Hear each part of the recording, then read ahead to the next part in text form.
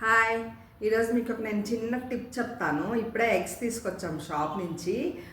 నేను చూస్తున్నాను, చెక్ చేస్తున్నాను అది ఫ్రెషా కాదా అని. సో ఇప్పుడే ఐడియా వచ్చింది, దీన్ని మనం వీడియో తీసి పెడదాము. మేబీ తెలియని వాళ్ళకి యూజ్ అవుతుంది, తెలిసిన వాళ్ళు ఓకే, తెలియని వాళ్ళకి యూజ్ అవుతుందేమోనని నేను చూపిస్తాను, ఒకసారి చూడండి.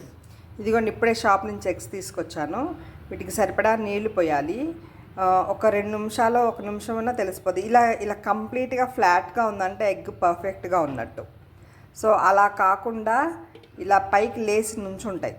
అలా ఉంటే ఏంటంటే కొంచెం ఫ్రెష్ కాదు, సో స్టాక్ అని.